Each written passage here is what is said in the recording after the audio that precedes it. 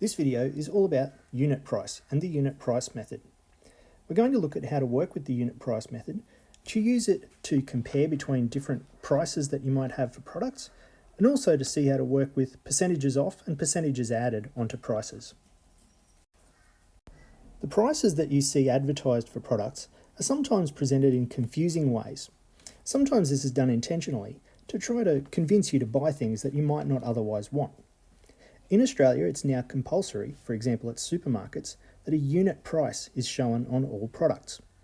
So for example, when you see the price for a bag of apples or a bag of oranges, it won't just have the price for the whole bag, but it'll show you the price for some specific and convenient unit, like a kilogram or 100 grams. This is done so that it's less confusing for consumers and to help them to compare prices of their purchases. Now, the unit that's used in a unit price can be anything that's convenient for the type of thing that the price is for. So, for example, you might have a unit being per apple or per piece of fruit. It might be per kilogram or per 100 grams, or it might be per 100 mils or perhaps a litre, and so on, depending on what the product is. Determining what the unit price actually is essentially an exercise in working with proportional relationships. Let's take a look at an example. The example says that potatoes can be purchased loose for $4 per kilogram, or they can be bought in 550 gram bags that cost $2.30 each. We might want to know which one of these represents the better buy. Now, of course, we can't just say that loose potatoes cost $4 and bags of potatoes cost $2.30 because they're talking about different weights of potatoes or masses of potatoes. So we need some convenient unit of comparison, unit of mass here, that we can use to figure out a price, which is a unit price, and then to compare the two ways of purchasing potatoes. Then we'll know which one is the better buy. A question that might arise is, what exactly is that convenient unit? Well, it turns out it doesn't really matter. It could be kilograms or grams or 100 grams. We just want to pick something that's, well, easy for us to work with in terms of calculating. Here we could talk about a kilogram, because we already know the price per kilogram for loose potatoes. We might talk about working in 550 gram units, but that's a bit of an unusual number and a bit hard to move from kilos to that. So a convenient unit here, in my opinion, might be just a single gram. So we might talk about comparing the unit price for potatoes per gram. It's kind of silly to talk about it that way in a physical sense because you would never buy 1 gram of potatoes. But in terms of comparing prices for two different ways of purchasing, it can make sense because it's easier to work with. So for me to do my calculations, here I'm going to set up two dual scale number lines, one for each way of purchasing potatoes. And I'm going to work with that to figure out the price per gram for each way of buying potatoes. So my two number lines look like this. On the left, I've got my dual scale number line for potatoes bought in the 550 gram bags. We can see I've got 550 grams, cost $2.30. 0 grams, of course, is $0. What I want to know is what's the price for 1 gram. On the right, I have a dual scale number line for buying potatoes loose. 1 kilogram is $4, 0 grams is $0, and again, I want to know what 1 gram costs. So using our within-between relationships, what we need to do here is the following. For bagged potatoes, I need to get from 550 grams down to 1 gram. To do that, I divide by 550. To keep our proportional relationship, we need to divide $2.30 also by 550. So the price per gram for bagged potatoes is $2.30 divided by 550 grams is going to be equal to about 0.42 cents per gram.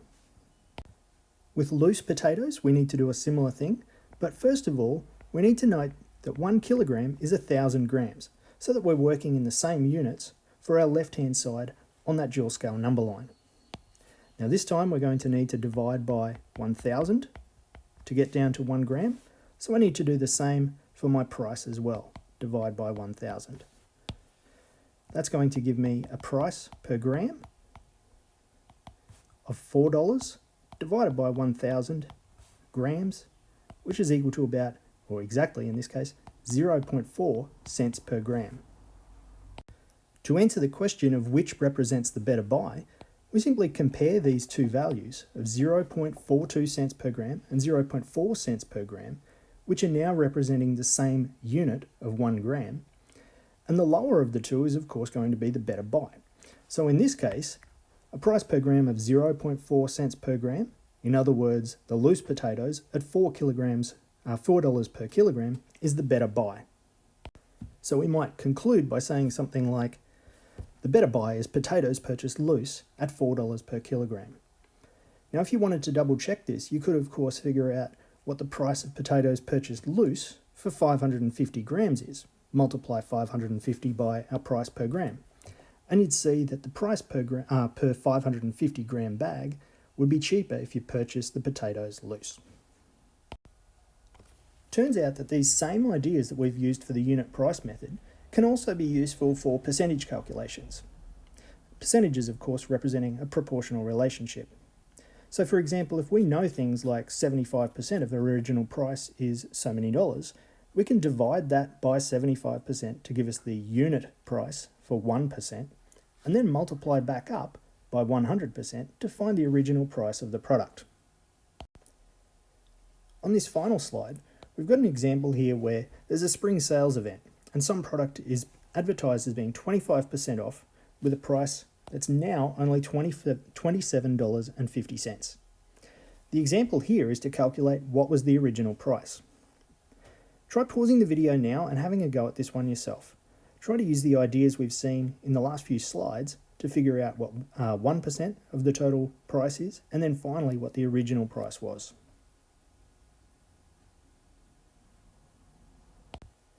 To start this one off, what we need to figure out, or to realise, is that if we have a sale where 25% is taken off, that means we're now paying 75% of the original price.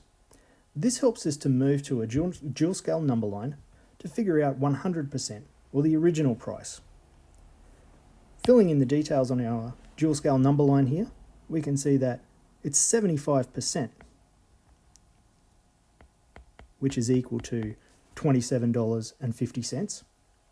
Now we can work using the unit price ideas, or the unitary method, to figure out what 1% is, and then using that we'll be able to get back up to 100%, the original price. So what we're going to be doing is dividing by 75 to get our unit or percent cost. So we'll have to do that over here as well, divide by 75. And then finally, we'll be going from that 1% value, jumping back up to 100% by multiplying by 100, and doing the same over on the right. Thinking of this visual representation as equations, we might say that 100% is 75% divided by 75 and then multiplied by 100. So in terms of our prices, we need to find the full price by taking the 75% price, or $27.50, dividing that by 75, and then multiplying by 100.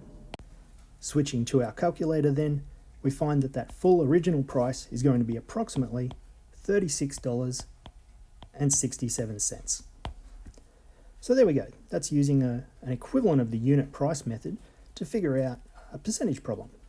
So in this video, we've seen a little bit about unit prices, quantities that we might want to convert to compare prices using the unit price method, and also this last example where we use the unit price method or unitary method to work with percentage problems.